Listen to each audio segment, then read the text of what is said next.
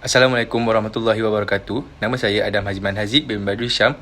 Nombor matrik saya 321-300-2841. Hari ini saya ingin membentangkan tentang penubuhan tadika di kawasan dalam bandar dan di luar bandar. Tadika adalah singkatan daripada Taman Didikan Kanak-kanak.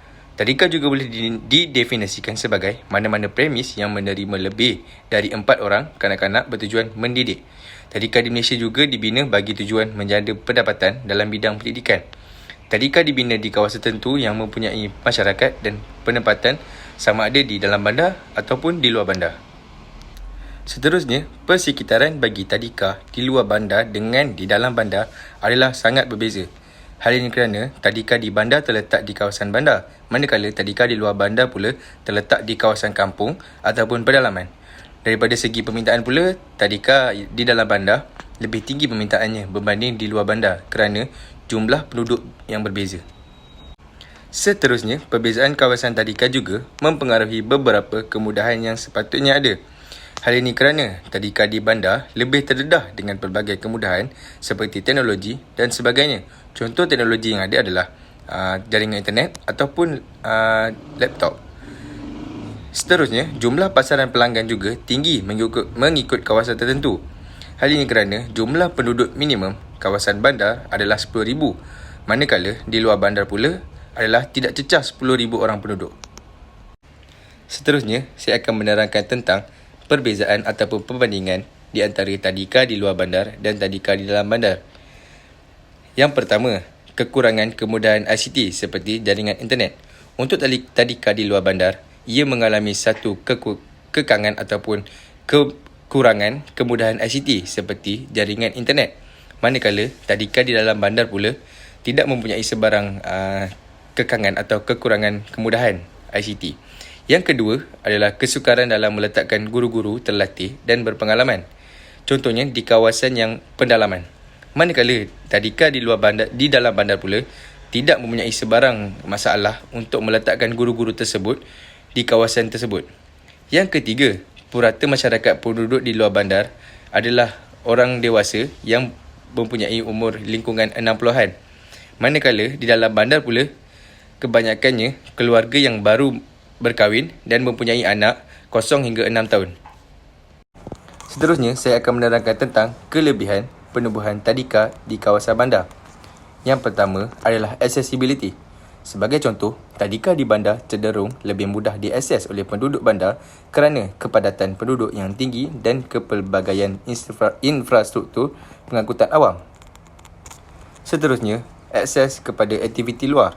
Sebagai contoh, tadika di bandar biasanya menyediakan akses pelbagai aktiviti luar seperti lawatan ke muzium, taman rama-rama, kebun binatang dan tempat-tempat menarik lain.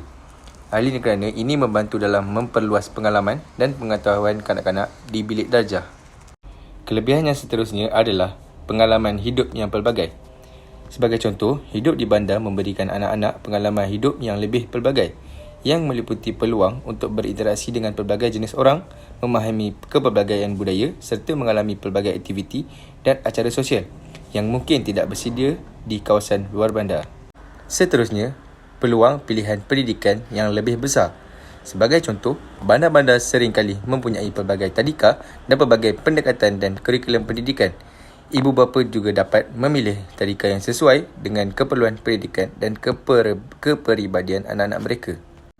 Seterusnya, saya akan menerangkan tentang kekurangan penubuhan tadika di dalam bandar. Yang pertama adalah kelas prasekolah yang tidak mencukupi. Hal ini kerana permintaan yang tinggi dalam perkhidmatan pendidikan yang menyebabkan kekurangan kelas untuk kanak-kanak.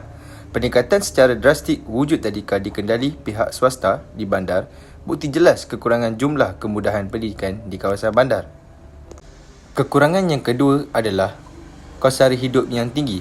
Hal ini kerana di kawasan bandar mempunyai pelbagai kemudahan dan penduduk yang ramai untuk menampung kos operasi dan sewaan bangunan tadika serta yuran yang dikenakan kepada ibu bapa tinggi bagi setiap anak mereka yang bersekolah.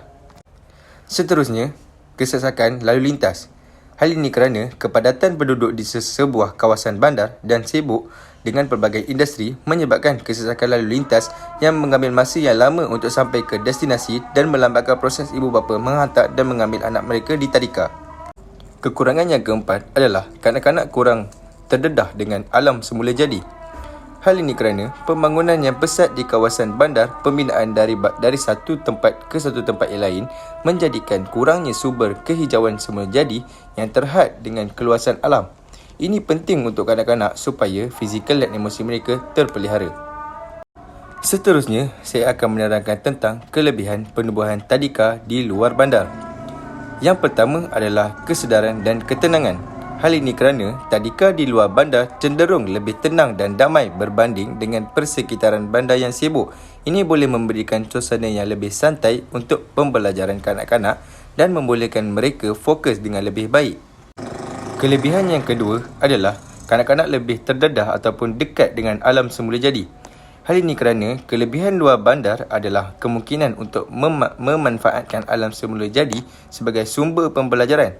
Kanak-kanak boleh memiliki peluang untuk mengenal alam sekitar mereka, memahami ekosistem dan menghargai keindahan alam semula jadi.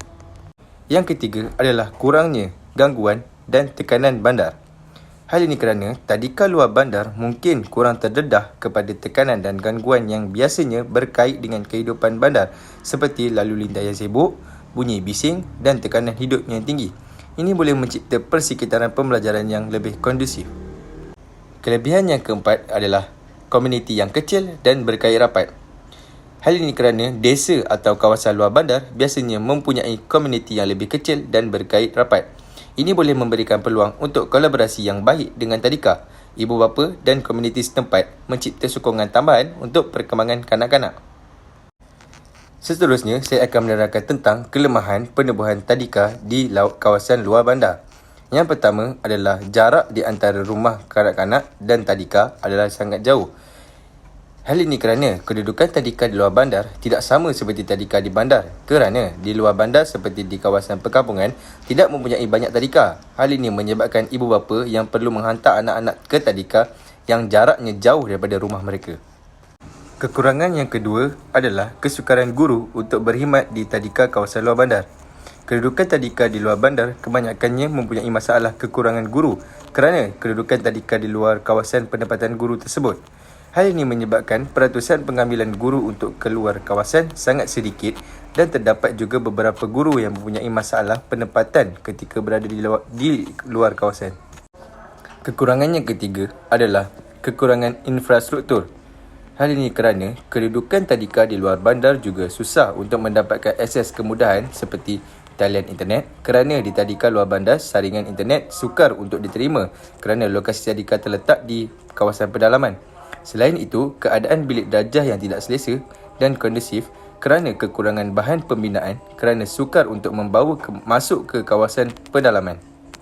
Kekurangan yang keempat adalah pendapatan ibu bapa yang kurang berkemampuan.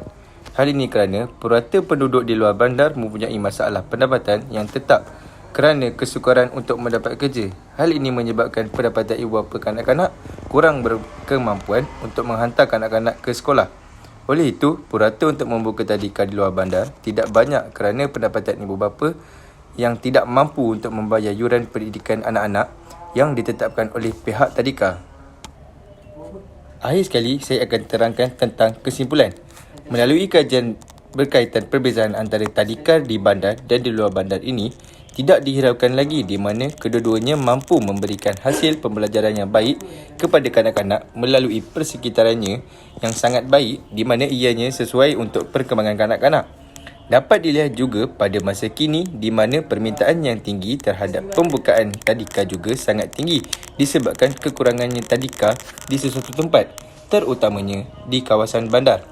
Hal ini membuatkan ibu bapa berasa terbeban untuk menghantar anak-anak mereka ke tadika disebabkan masalah tersebut. Maka, pihak kerajaan hendaklah mengambil tindakan sewajarnya untuk membantu perkembangan kanak-kanak ini dari segi pendidikan dan dengan membuka lebih banyak cawangan tadika yang baik untuk pendidikan mereka dan memudahkan ibu bapa. Selain itu, amatlah penting untuk diingati bahawa kanak-kanak yang berusia 4 hingga 5 tahun mempunyai sifat ingin tahu yang tinggi, di mana ianya dapat dilihat mereka seringkali bertanyakan tentang persekitaran yang berada di sekeliling mereka. Justru itu, kerjasama antara ibu bapa, pendidik dan pihak kerajaan adalah penting untuk memastikan persekitaran yang baik dan selesa kepada kanak-kanak di tadika, kerana pendidikan awal kanak-kanak memainkan peranan yang sangat penting dalam perkembangan dan pembangunan seorang kanak-kanak. Sekiranya kanak-kanak mendapat pendidikan asas yang berkualiti, maka kanak-kanak tersebut akan berjaya dalam pendidikan yang akan dilaluinya pada peringkat yang lebih tinggi. Bak kata pepatah, melentur bulu, biarlah dari rebungnya. Sekian, terima kasih.